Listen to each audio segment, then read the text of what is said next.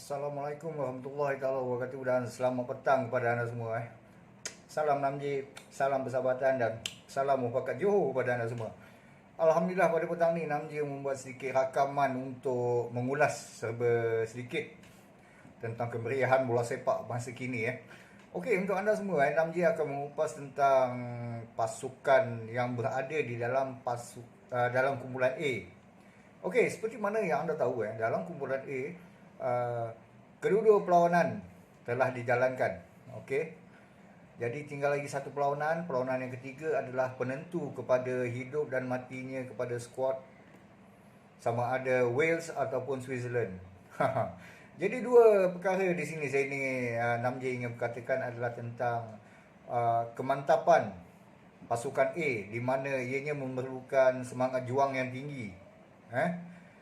Apa yang diperhatikan dalam kumpulan A ni, Itali dengan senang dan mudahnya untuk melangkah masuk ke pusingan seterusnya, kerana mudah untuk menangi kedua-dua pelawanan mereka dengan angka yang cukup banyak, 6 gol dalam dua perlawanan peringkat kumpulan.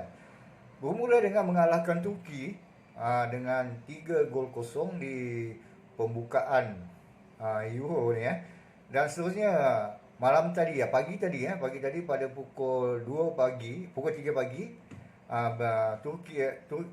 Switzerland telah kalah di tangan Itali dengan jaringan 2-0. Oh, jadi mana susah juga untuk menggerakkan tenaga-tenaga pakar daripada Itali ni. Jadi seperti mana yang kita ketahui, skuad Wales telah menang pada perlawanan pagi tadi dengan 2-0 juga, mengalahkan skuad daripada Turki.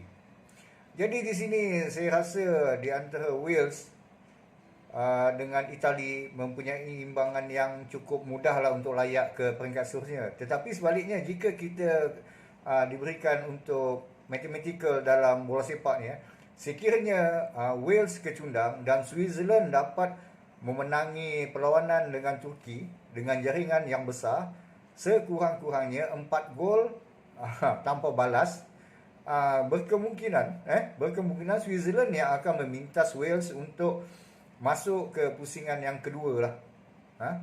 Jadi mana di sini ada satu konflik di mana pasukan Switzerland akan menggunakan seluruh keupayaan dia untuk menewaskan Turki dengan jaringan 4-0 dan mengharapkan Itali menewaskan Wales dengan jaringan 1-0. Itu pun sudah memadai. Tapi bagi pengamatan Namji lah untuk Switzerland mengalahkan Turki dengan jaringan yang besar agak mustahil lah bagi Namji. Bukan mustahil dari segi bola sepak, tidak. Mustahil dari segi perancangan mereka.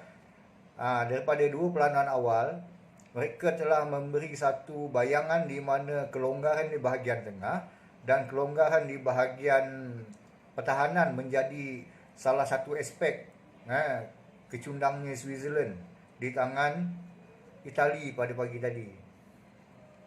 Bukannya Switzerland ni tidak mampu untuk menggugat pertahanan lawan, tetapi mereka tidak ada komitmen, tidak ada gerakan cantik daripada bahagian tepi dan tengah padang untuk menghasilkan lorongan-lorongan cantik kepada striker mereka.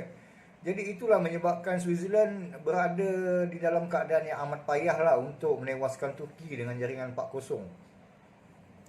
Dan apabila kita nak perhatikan kemenangan Switzerland ke atas Turki, saya rasa di perlawanan terakhir mereka agak payah lah.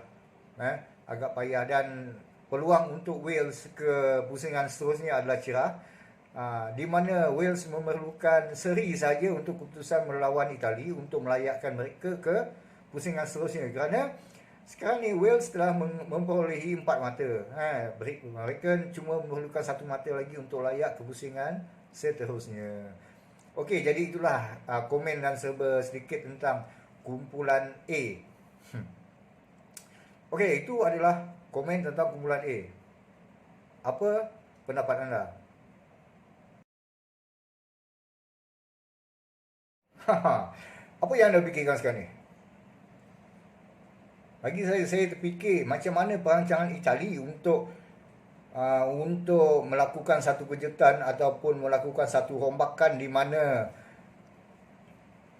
ramai pemain-pemain dia akan direhatkan ketika menentang dengan Wales. Ini yang saya risaukan. Kerana apa? Kerana mereka nak jaga badan untuk pusingan seterusnya.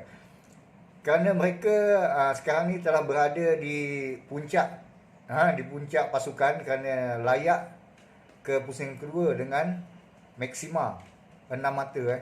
Jadi mereka cuma perlukan pemanasan badan sajalah untuk perlawanan terakhir ni. Di sini Namji sebenarnya pagi tadi terpikat dengan beberapa orang player daripada Itali yang mana begitu mengagumkanlah persembahan mereka, terutama pada Locatelli. Locatelli telah menjaringkan 2 gol saja. Jadi mana di situ mereka telah mencipta satu ruang di antara barisan tengah dengan hadapan, mempunyai satu rangka yang cukup sistematik untuk memecahkan benteng. Mereka menggunakan satu flanker saja, satu flanker, dan yang seorang lagi akan membantu Locatelli dan barisan hadapan untuk menyerbu ke kubu musuh. Itu adalah taktikal yang agak keras sebenarnya. Mereka merempuh dengan cara yang secara fizikal, secara body contact, secara agak robust lah permainan diorang. Kita kenal dengan Itali dengan permainan-permainan yang cukup bertenaga dan memiliki daya juang yang tinggi. Bagi mereka dan bagi taktikal yang mereka gunakan, mereka sebenarnya menggunakan hantaran lintang dan memberikan peluang kepada midfielder untuk melakukan percubaan daripada luar petak penalti. Dia akan melakukan sepakan lintang ke dalam gol, dan barisan pemain tengah, midfielder Itali akan menunggu di luar petak penalti untuk menunggu bola-bola muntah daripada asakan daripada penyerang mereka. Itu ada kelebihan daripada Itali. Sebab itu Itali melakukan 2 jaringan tersebut daripada Locatelli melalui jaringan yang cukup cantik.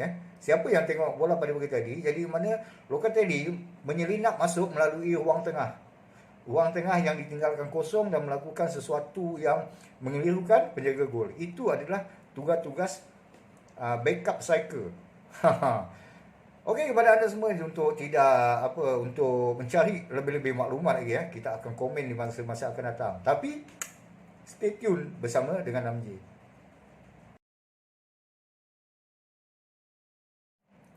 Bertemu lagi untuk kita pada petang ni apa yang Namji ingin komen tentang Itali dan Wales?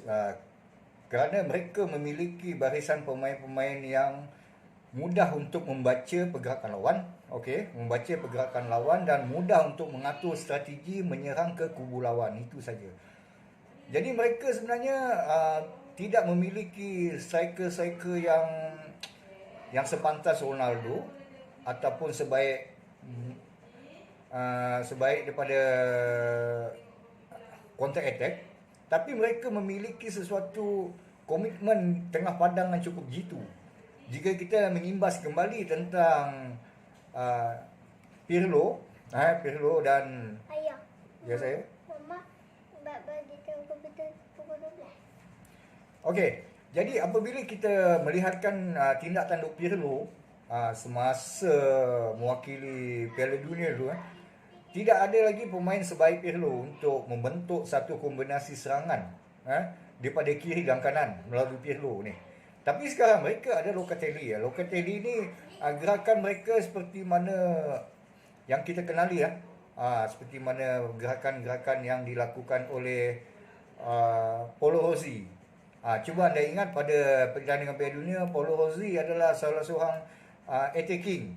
Dia tidak menentu. Paolo Rossi ni sebenarnya dia tidak memiliki satu kawasan khusus tapi beliau bertindak di bahagian attacking midfielder dengan striker. Beliau akan berlega-lega di ruang tengah dan di ruang terakhir pertahanan lawan. Itu adalah seperti mana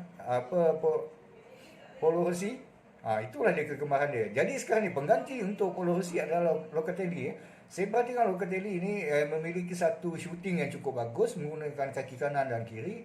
Tetapi larian-larian beliau banyak kali memerangkap pertahanan lawan dan memberikan ruang kepada kawan-kawan yang lain untuk menyelinap masuk ke dalam back four pasukan lawan. Itu saja kelebihan daripada pasukan Itali. Untuk penjaga gol mereka, sebenarnya tidak ada ancaman daripada kedua-dua perlawanan awal.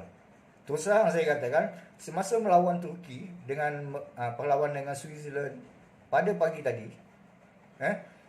mereka sebenarnya penjaga gol mereka ni tidak diuji dengan secara yang agak keras lah. Percubaan di luar petak penalti ataupun cubaan-cubaan bola-bola mati, free kick ataupun tendangan penalti. Jadi tidak ada gangguan lah untuk keeper buat masa ni. Jadi oleh kerana pada pusingan awal ni, penjaga gol Itali ni dalam keadaan senang lenang, tidak ada ujian dan cubaan-cubaan yang dahsyat daripada luar petak penalti. Beliau cukup mudah untuk menangkis serangan-serangan balas yang dilakukan oleh Turki dan Switzerland pada pagi tadi. Itu ya kelebihan pada mereka lah.